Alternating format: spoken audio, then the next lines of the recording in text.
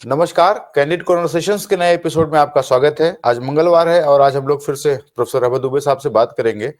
और आज की जो दो घटनाएं हैं जिस पे हम बात करेंगे, उसमें एक तो दिल्ली चुनाव है जिसमें कि कल वोटिंग होनी है, उस पर हम बाद में आएंगे। लेकिन सबसे पहले हम लोग बात कर लें कि बजट सेशन चल रहा है पार्लियामेंट का। कल राहुल गांधी ने उसमें अपना भाषण दिया। राष्ट्रपति के अभिभाषण पे धन्यवाद प्रस्ताव पर वो बोल रहे थे और उन्होंने एक बहुत ही सधा हुआ भाषण दिया। और एक जैसे लोगों ने कहा कि भाई शैडो प्राइम मिनिस्टर जो होता है वो अपना एक विजन दे रहे थे कि अगर हमारी इंडिया गठबंधन की सरकार बनती तो हमारे राष्ट्रपति का अभिभाषण कैसा होता, उसमें उन्होंने कुछ चीजें सामने रखी। और जो सबसे ज्यादा उन्होंने साफ बात कही वो थी कि हमारा जो प्रोडक्शन का इकोसिस्टम है वो कैसा होगा, कंजम्पशन का जो होगा वो कैसा होगा, हमारे एआई पे हमारा क्या विजन है। और काफी वो हार्ड हिटिंग था, आप सब लोगों ने वो सुना होगा।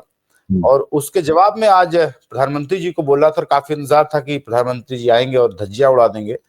लेकिन प्रधानमंत्री जी तो सर वो आए और कुछ अजीब, मतलब उनका तो कहाँ वो किस विजन की बात कर रहे हैं, चाइना से कैसे हम लोग कॉम्पीट करें एआई के इस नए जमाने में। हम लोग वो बोल रहे थे कि we can not miss the bus. हमने जो है वो कंप्यूटर रेवोल्यूशन में वो हमने बस पकड़ी तो आज हम कंप्यूटर में हमारा दुनिया में नाम है, तो हम एआई के इस रेवोल्यूशन को मिस नहीं कर सकते उस बस को। इसलिए हमारा वो क्या विजन होना चाहिए। मोदी जी अभी बता रहे हैं कि वो कबाड़ बेच के उन्होंने 2300 करोड़ रुपए कमा लिए और जन औषधि केंद्र से सस्ती दवाइयां दे देते हैं। और कुछ अजीब सा एक वही जो उनका रटा रटाया पिछले 10 सालों से बोलते रहते हैं वही है। बीच बीच में वो कुछ चुटकी लेने की कोशिश करते हैं लेकिन शायद उसमें भी ह्यूमर नहीं क्रिएट कर पा रहे हैं मोदी जी। तो सबसे पहले मैं आपका वो जानना चाहूंगा कि क्या मोदी जी को उतनी समझ नहीं है या उनका शैक्षिक स्तर इस तरीके का नहीं है कि राहुल गांधी जो बात कह रहे हैं, जो उनका विजन है उसको वो समझ पाए, या वो ऐसे ही खिल्ली उड़ा देने के लिए ही जाने जाते हैं कि कुछ ठीक है सब होता रहता है, राहुल गांधी एक बार और बोल के चले गए, कोई फर्क नहीं पड़ता है। सर आपका वक्तव्य इस पे। देखिए, प्रधानमंत्री होने के अधिकार के कारण उनको ये मौका प्राप्त है कि वो हर चीज का आखिर में जवाब दें ताकि उनका कोई जवाब न देने पाए। ये एक विशेष अधिकार उनको प्राप्त है। प्रधानमंत्री सदन के नेता एक बार बोल लेते हैं तो फिर कोई नहीं बोलता, ऐसी स्थिति है। कोई भी बहस हो सदन में, चाहे वो राष्ट्रपति के अभिभाषण के ऊपर बहस हो या किसी और विषय पे बहस हो, सब लोग जब बोल चुकते हैं तो प्रधानमंत्री उठते हैं और फिर वो 1-1.5 घंटे अपनी बात बोलते हैं, धीरे धीरे सब चीजें लिख के लाते हैं। जैसे directorate of advertising visual publicity DAVP के विज्ञापन होते हैं, उस तरीके से वो सरकार की जो उपलब्धियां हैं, जो अखबारों में लंबे लंबे अपठ्य किस्म के जो विज्ञापन होते हैं कोई नहीं पढ़ता, वो सब अपने भाषण में सिलसिलेवार गिनाते जाते हैं। और इसी का परिणाम ये हुआ कि वो पिछली बार लोकसभा में बहुमत खो बैठे। बावजूद इसके कि विपक्ष इतना मजबूत नहीं था कि उन्हें एक आउटराइट डिफीट दे पाता, उन्हें बुरी तरह हरा पाता। लेकिन मुझे पक्का यकीन है, अगर आप ध्यान से उन चुनावी नतीजों का अध्ययन करें तो आप पाएंगे कि भाजपा चुनाव हारते हारते बची है। कुछ खास तरह की प्रबंधन भाजपा ने ना किए होते तो वास्तव में ये 2024 में भाजपा चुनाव हार गई थी और ये अभी विपक्ष में बैठे होते। बहरहाल वो दूसरी बात है। अब देखिए, प्रधानमंत्री ने अपने भाषण की शुरुआत में ही कहा कि हमने में नल के जरिए जल, इतने इतने लाख घरों में नल के जरिए जल पहुंचाया। अच्छा, अब वो जानते हैं नरेंद्र मोदी को पक्का यकीन है कि उनकी इस बात का कोई खंडन नहीं करेगा, इस उनके तथ्य के समांतर या उसका उल्टा कोई तथ्य पेश नहीं करेगा। अब मैं आपको एक तथ्य देता हूं। जल जीवन मिशन जो है ना, जल जीवन मिशन के तहत ही तो कह रहे हैं कि वो लोगों के घरों में उन्होंने पानी पहुंचाया है। अब आप देखिए कि 2023-24 में जल जीवन मिशन के तहत 69,992 करोड़ रुपए खर्च किए गए। फिर 2024-25 में, यानी जो अभी मार्च में खत्म हो गई, मार्च में खत्म होगा जो वित्तीय वर्ष, उसमें 70,163 करोड़ रुपए उसके लिए आवंटित किए गए थे। खर्च कितना हुआ इसके ऊपर? उसके ऊपर खर्च हुआ केवल 22,694 करोड़ रुपए, यानी जो टोटल आवंटन था, टोटल एलोकेशन था, उसका केवल 32% इन लोगों ने खर्च किया। अच्छा, अब सवाल यह है कि अब आपने केवल 32% खर्च किया, यानी 70,000 करोड़ रुपए से ज्यादा आपने आवंटित किए और खर्च किए आपने केवल 22,500 करोड़ रुपए। तो आपका जल जीवन मिशन पूरी तरीके से फ्लॉप है। इसका मतलब है जिसे कहा जाएगा डिजास्टर है पूरी तरीके से। अच्छा, अब प्रश्न इस बात का है, इसी जो मिशन आपका पूरी तरीके से फ्लॉप है, उसको लेके आप हिम्मत देखिए और जुर्रत देखिए, उसको लेके आप सफलता की डींग मार रहे हैं लोकसभा में, विपक्ष के नेता को जवाब देते हुए। ये जो संसदीय प्रणाली है, इस संसदीय प्रणाली की सबसे बड़ी समस्या यही है कि इसमें एक बार जब आप सत्ता में आ जाते हैं तो आपको ऐसे कुछ विशेषाधिकार प्राप्त हो जाते हैं। हालांकि अमेरिका के राष्ट्रपति के मुकाबले भारत के प्रधानमंत्री को बहुत कम विशेषाधिकार प्राप्त हैं, कांग्रेस के प्रधानमंत्री भी विशेषाधिकारों का इस्तेमाल करते रहे हैं, लेकिन नरेंद्र मोदी तो उनके पास प्रधानमंत्री बनने के नाते एक ऐसा अधिकार है जिससे हमेशा वो लफाजी करके या झूठे सच्चे आंकड़े कर देके या डींगे मार के वो पतली गली से निकल जाते हैं। अब वो भाषण देने की कला माहिर है, हम संविधान जीते हैं। अब ये फिक्रा उनका सुनिए आप, हम संविधान जीते हैं। और सुनिए आप, हम गरीबों के लिए काम कर रहे हैं, और ये गरीबों की जब बात होती है तो ये हमारे विपक्ष के जो नेता हैं ये बोर हो जाते हैं। यही तो उन्होंने कहा अपने भाषण में है। अब आप देखिए गरीबों के लिए वो क्या काम कर रहे हैं, इसका एक और मैं आपको उदाहरण दें। पीएम आवास योजना शहर के लिए, पीएम आवास योजना के दो हिस्से हैं, PM Awas Yojana rural, PM Awas Yojana urban है। अब पीएम आवास योजना के लिए 2023-24 में 21,500 करोड़ रुपए खर्च किए गए।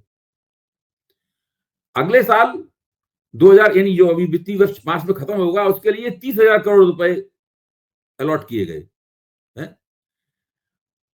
तो इससे लगा 39% आपने बढ़ा दिया। खर्च कुल कितने हुए? 13,670 करोड़ रुपए। 30,000 करोड़ रुपए का अलॉटमेंट, खर्चा केवल 13,500 करोड़ रुपए। अब आप सोचिए इससे बड़ा डिजास्टर क्या होगा। यानी पीएम आवास योजना भी पूरी तरीके से फ्लॉप है। स्वच्छ भारत मिशन जिसकी अभी डींग मारी है उन्होंने लोकसभा में, स्वच्छ भारत मिशन की, स्वच्छ भारत मिशन भी इसी तरीके से पूरी तरीके से फ्लॉप है। जो पूरा भारत का रूरल सेक्टर है जहां पे भारत की 65% आबादी रहती है, उस 65% आबादी के लिए एक पैसा भी बढ़ा के नहीं, जो पिछले साल था वही इस साल दे दिया गया है। अगर उसमें आप 5% की मुद्रास्फीति घटा दें तो पिछले साल के मुकाबले इस बार पैसा कम दिया गया है। सब लोगों ने स्वीकार कर लिया है इसको। अच्छा, जो इससे पहले आर्थिक सर्वेक्षण आता है, आर्थिक सर्वेक्षण में भारत सरकार के ही अर्थशास्त्रियों ने स्वीकार किया है कि सारे देश में जो वेजेस हैं यानी तनख्वाहें हैं, जो वेतनमान हैं, उनमें बड़े पैमाने पर पिछले 10 साल में गिरावट आई है। और पिछले 7 साल के अंदर कारपोरेट सेक्टर का मुनाफा आसमान छू रहा है। भाई, अब कारपोरेट सेक्टर कम तनख्वाहें देगा तो मुनाफा उसका अपने आप बढ़ जाएगा। अच्छा, अब ये सारे तथ्य जो हैं, इन सारे तथ्यों को एक तरफ रखते हुए प्रधानमंत्री देश का विकास कर रहे हैं। इसकी लोकसभा में अभी भी जब हम लोग आपके साथ बातचीत कर रहे हैं उस वक्त भी डींगे मार रहे हैं जी। करीब 1.5-2 घंटे हो चुके हैं। अच्छा, और एक और समझने वाली बात है, राहुल गांधी का जो भाषण था, आप राहुल गांधी के भाषण के जो मुद्दे हैं उनका जवाब दीजिए। आप उनके मुद्दों का जवाब नहीं दे रहे। राहुल गांधी के भाषण की सबसे बड़ी विशेषता यह थी कि जो चीज दबा दी जाती है, क्योंकि मीडिया स्पेस पर सरकार का कब्जा है, मीडिया में, गोदी मीडिया में उसकी चर्चा नहीं होती, प्रिंट मीडिया में उसकी चर्चा नहीं होती, सरकार अपनी तरफ से उसकी चर्चा क्यों करेगी?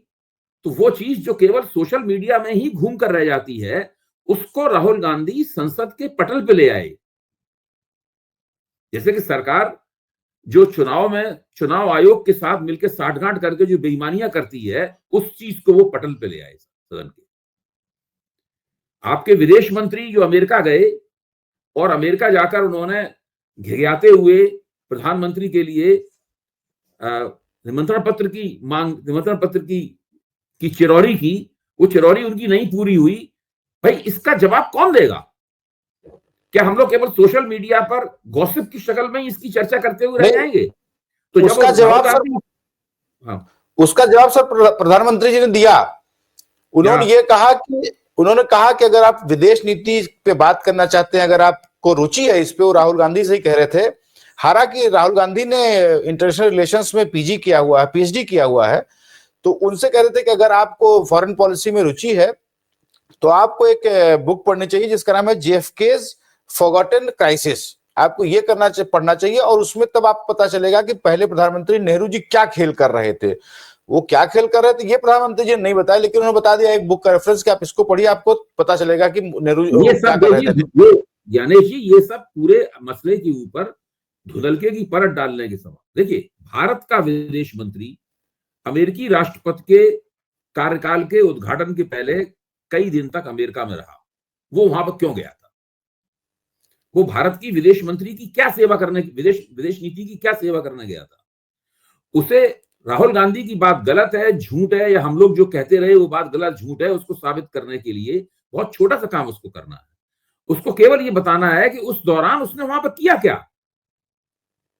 नहीं, वो उन्होंने बताया सर, उन्होंने कल बताया इस बात को, और उन्होंने बताया कि हम लोग गए थे वहां पे, तो किससे किससे हमारी मुलाकात हुई, कैसे कैसे बात हुई, और हालांकि उनका भी झूठ पकड़ लिया गया। उसमें उन्होंने एक ट्वीट में कहा, अपने ट्वीट में कहा कि प्रधानमंत्री ऐसे शपथ ग्रहण वाले कार्यक्रम में नहीं जाते हैं, और किसी ने तुरंत ही लगा दिया, साहब देखिए आप तो मालदीव गए थे उनके शपथ ग्रहण समारोह में 2018 में।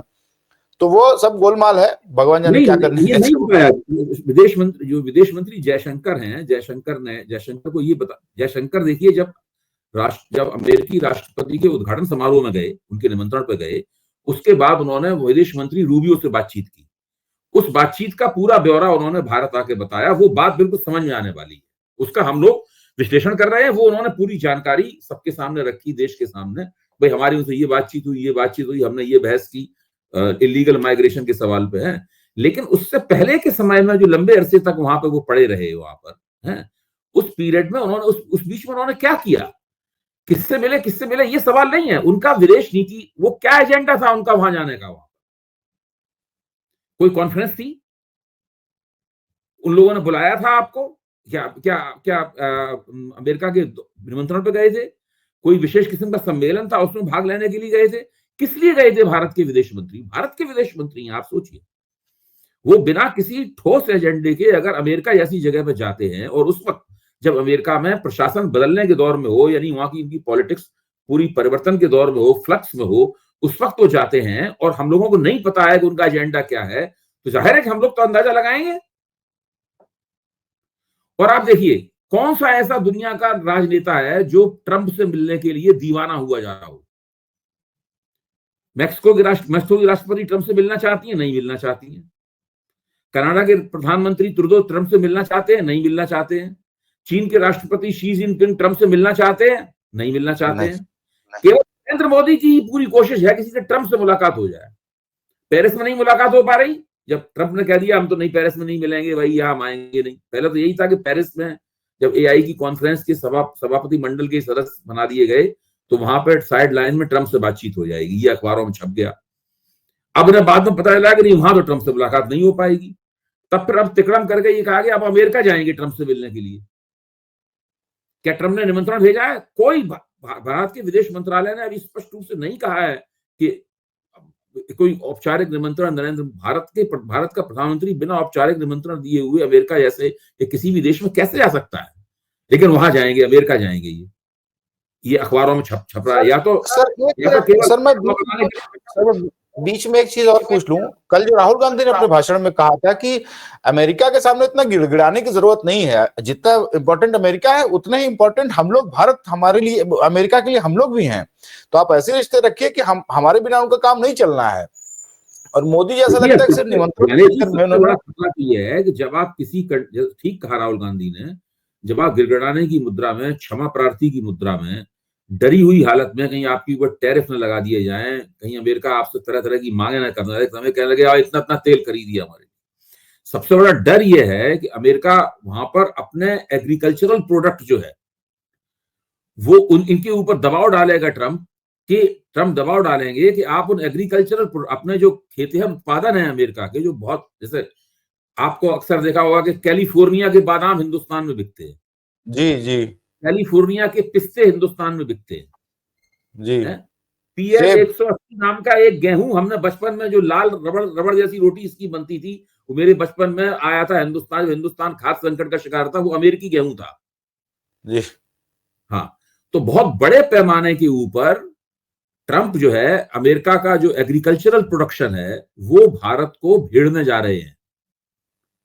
वो तभी भेड़ सकते हैं भारत को डंपिंग ग्राउंड की तरह इस्तेमाल करने जा रहे हैं। वो तभी भेड़ सकते हैं जबकि भारत उसके ऊपर से जो अपने टैरिफ लगा रखा है, आयात शुल्क लगा रखा है, उसको बहुत घटा दे। नरेंद्र मोदी अगर इस तरीके से कमजोरी की मुद्रा में उनके सामने जाएंगे तो ट्रंप तो बिल्कुल भाव मरोड़ देंगे उनकी। और वो ये जैसे ही उन्होंने ये स्वीकार किया, भारत में भारतीय किसानों का जो उत्पादन है उसके बाजार का कबाड़ा हो जाएगा। भाई, भारत का जो कारपोरेट पूंजीपति है उसका तो नरेंद्र मोदी कुछ बिगाड़ नहीं सकते। उसके मार्केट को प्रोटेक्ट कर बचाने के लिए उन्होंने सारा काम कर रखा है। लेकिन भारत के किसानों को तबाह कर देने के लिए वो अमेरिका के राष्ट्रपति के सामने झुक सकते हैं। मैं ये नहीं कह रहा हूं झुकेंगे ही, मैं कह रहा हूं इसका अंदेशा है। ये बहुत ही गंभीर बात है।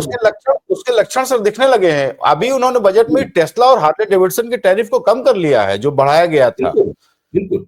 आपको ध्यान होगा जब 2019 में पहला कार्यकाल था ट्रंप का, तो हार्ले डेविडसन के ऊपर भारत ने 100% का जो आयात शुल्क आया था, ट्रंप ने जैसे टैरिफ किंग कहा वैसे इन्होंने 50% उसको घटा दिया था। 25% और घटा दिया है। तो देखिए, ये जो ट्रंप से मिलने की जो बेचैनी है, ये विशेष रूप से नरेंद्र मोदी के मामले में देखी जा सकती है। जैसे इन्होंने बधाई दी, उधर से बधाई का कोई जवाब भी नहीं आया। जवाब आता तो हमें बताया जाता। फिर इन्होंने टेलीफोन पे बातचीत की उनसे, उधर से कोई अमेरिका की तरफ से कोई उसका एक्नॉलेजमेंट आता, हमको बताया नहीं गया उसको। अब ये कह रहे हैं, हम पहले बोले हम पेरिस में मिलेंगे, उधर से कोई जवाब नहीं आया। अब कह रहे हैं हम अमेरिका जाके मिलेंगे। लेकिन अमेरिकी ट्रंप प्रशासन की तरफ से कोई बात ठोस रूप से हमारे सामने क्यों नहीं आती कि भाई ये निमंत्रण पत्र आपके प्रधानमंत्री को हम बुला रहे हैं। निमंत्रण पत्र तो सर नहीं आया, लेकिन टेलीफोन पे जो बातचीत हुई है, मैं बता दूं कि उसमें व्हाइट हाउस की जो ब्रीफिंग्स होती हैं वेबसाइट पे आती है, उसमें एक पैराग्राफ की ब्रीफिंग आई थी कि हाँ इनकी बात हुई, और जो जनरल सा होता है कि हाँ बायलैटरल उस पर बात हुई है, और India US made defence equipments खरीदने के लिए जोर दिया प्रेसिडेंट ट्रंप ने, और मोदी को कहा कि आप जल्दी आइए और हमारे इस टाइप के इक्विपमेंट्स को खरीदिए। ये 4-6 लाइन का एक ब्रीफिंग थी, वेबसाइट पे मैंने देखी थी। देखिए, ये जो हथियार, ट्रंप केवल हथियार ही नहीं बेचना चाहते हिंदुस्तान को, ट्रंप अपना तेल बेचना चाहते हैं हिंदुस्तान को, ट्रंप अपने हथियार बेचना चाहते हैं हिंदुस्तान को, ट्रंप अपना गेहूं बेचना चाहते हैं, ट्रंप अपनी दालें बेचना चाहते हैं, ट्रंप अपने सूखे मेवे जो ड्राई फ्रूट्स हैं जिनका अभी हमने जिक्र कर रहे थे आपको, बादाम, पिस्ता, अखरोट है, वो बेचना चाहते हैं हिंदुस्तान को ये बहुत सी चीजें बेचना चाहते हैं, क्योंकि हिंदुस्तान उनके साथ में ट्रेड सरप्लस पे है। अभी तक जो आयात निर्यात होता है अमेरिका से, उसमें भारत का अमेरिका से ट्रेड सरप्लस है। भारत अमेरिका को सबसे ज्यादा चीजें निर्यात करता है। तो अब ट्रंप के पास ये मौका है कि वो ऐसे मौके पर नरेंद्र मोदी की बाह मरोड़ सकें, क्योंकि ये ट्रंप के साथ अपनी गलवैयां दिखाने की बहुत बेचैनी है उनको। इसके जरिए वो रिफ्लेक्टेड ग्लोरी होती है ना कि ट्रंप अमेरिका के राष्ट्रपति हैं और इतने बड़े आदमी हैं, और हम इनके साथ अगर जाएंगे तो हमारा बहुत ही बल्ले बल्ले होगी। इस चक्कर में क्या होगा कि ये भारतीय किसानों का और उनके बाजार का पूरी तरीके से कबाड़ा कर सकते हैं। ये बहुत बड़ा खतरा मौजूद है। विपक्ष को चाहिए कि वो पहले से ही इन सवालों के बारे में बात करने लगे। अगर विपक्ष पहले इन सवालों के बारे में बात करने लगेगा तो इनको शायद हो सकता है कि कुछ संकोच करें और ऐसा ना करें। जी सर, मैं राहुल गांधी और मोदी जी के भाषण पे एक आखिरी सवाल करके फिर हम लोग दिल्ली चुनाव पे आएंगे। कल राहुल गांधी ने एआई पे काफी जोर देकर समझाया था कि एआई कैसे काम करता है और एआई में क्या होने वाला है। उन्होंने कहा था डेटा सबसे ज्यादा इंपॉर्टेंट है और हमारे पास डेटा तो है नहीं। जो बड़ा डेटा है वो वहां की मेटा हो या यूट्यूब हो या अमेजॉन हो, इन सब के पास ज्यादा डेटा है, कंज्यूमर डेटा, जिसपे एआई काम करता है। तो मोदी जी को भी शायद आज लगा होगा कि मुझे भी एआई पे कुछ बोलना चाहिए, तो उन्होंने एआई पे तो कुछ खास वो क्या करने वाले हैं, क्योंकि कल राहुल गांधी ने कहा था कि बराए मेहरबानी प्रधानमंत्री जी बताएं कि वो क्या करने हैं, हमें प्लान बताएं अपना। तो उन्होंने खैर कुछ खास तो बताया नहीं। 3-4 उन्होंने शब्द उसमें फेंके, जैसे मैं लिख रहा था AI, 3D printing, robotics, virtual reality, वो कुछ उन्होंने इस टाइप के वर्ड्स फेंके जिससे लोगों को लगे कि हाँ मुझे भी ये सब पता है। और मैं एग्जैक्ट सेंटेंस कोट कर रहा हूं, मोदी जी किस ढंग से लफाजी करते हैं, सरकार क्या कर रही है उसमें उन्होंने नहीं बताया। उन्होंने कहा कि मैं देख रहा हूं कि बहुत तेजी से लोग काम कर रहे हैं इस क्षेत्र में। कौन लोग हैं, क्या काम कर रहे हैं, वो नहीं बताया उन्होंने। तो शायद वो मोदी जी समझ ही नहीं पा रहे हैं कि वो एआई की कहाँ दुनिया जा रही है और हमें क्या तैयारी हमें रखनी चाहिए। दूसरा बात मैंने एक छोटी सी बात बीच में कह दूं कि जब जी चीन में एक युवा आईटी इंजीनियर ने डीप सीक नाम का एआई की चैटबॉट बनाई अभी, तो उसकी जी वजह से अमेरिका का जो ओपन एआई मॉडल था उसके अंदर हंगामा मच गया, वहां शेयर वेयर काफी गिर गए, तो उसमें चीन का नाम काफी आ गया। तो इन लोगों को लगा इनको कि भाई ये तो एक बड़ा काम हो गया, हमें भी कुछ करना चाहिए।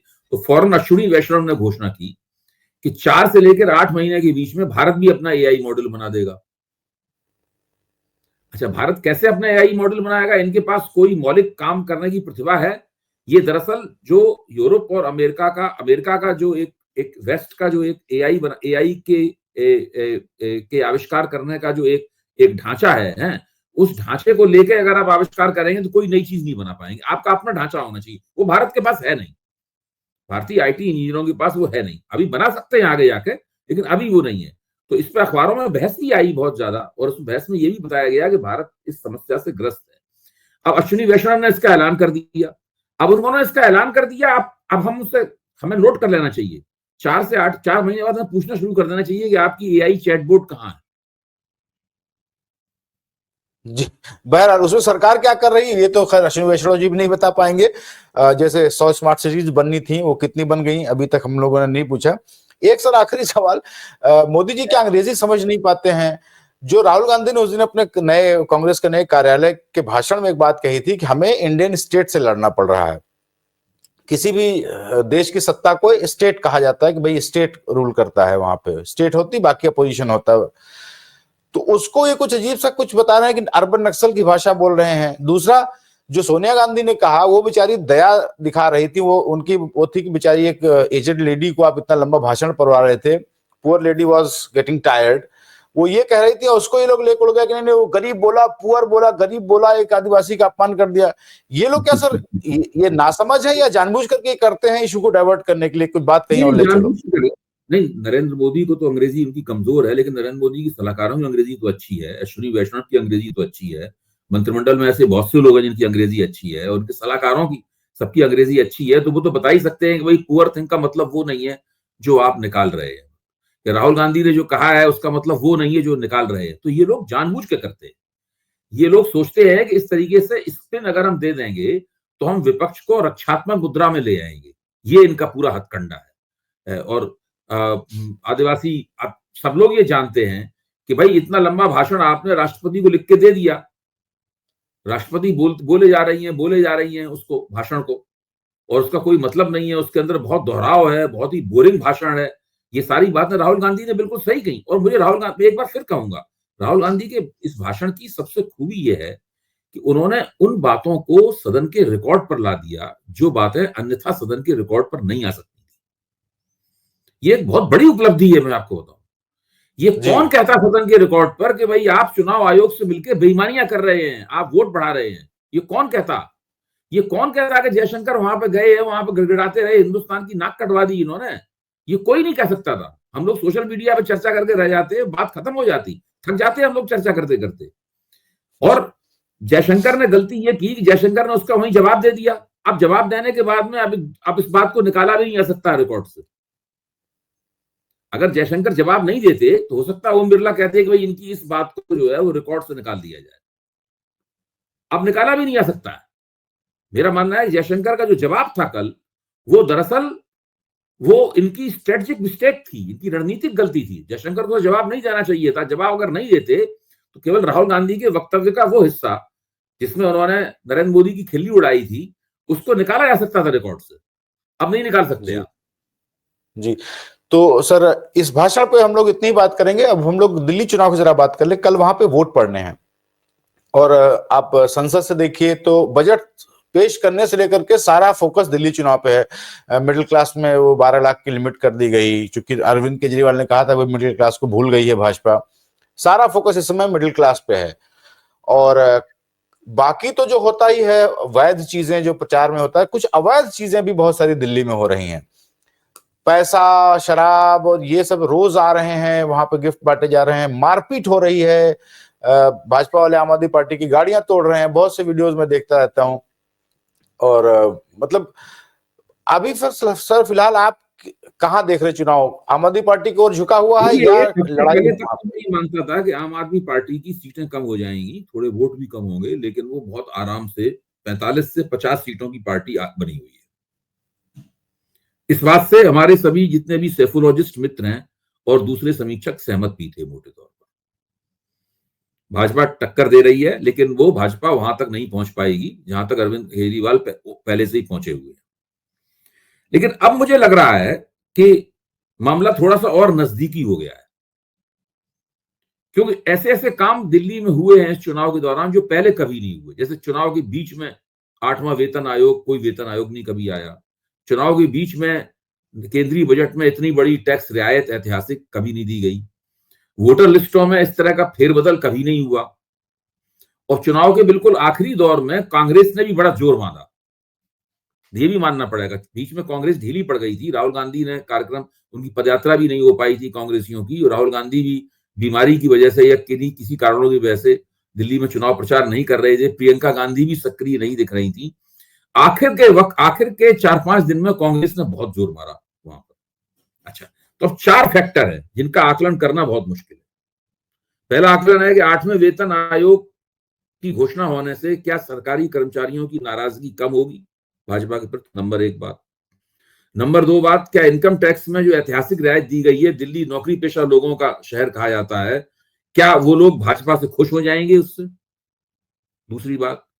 तीसरी बात, वोटर लिस्टों में जो तब्दीलियां की गई हैं, खासतौर से नई दिल्ली निर्वाचन क्षेत्र में और इसी तरह के महत्वपूर्ण निर्वाचन क्षेत्रों में, उन तब्दीलियों का चुनाव नतीजों पर क्या असर पड़ेगा? और 5वीं बात कि कांग्रेस का प्रदर्शन दरअसल कैसा होगा? क्या कांग्रेस का प्रदर्शन 2013 जैसे होगा जब कांग्रेस को 24% वोट मिला था? क्या कांग्रेस का प्रदर्शन 2015 जैसा होगा जब कांग्रेस को शायद 9 या 10% वोट मिला था? या कांग्रेस का प्रदर्शन 2020 जैसा होगा जब कांग्रेस को 4.25% वोट मिला था? तीनों ही स्थितियों में कांग्रेस भिन्न तरह के असर डालेगी चुनावी नतीजों के ऊपर।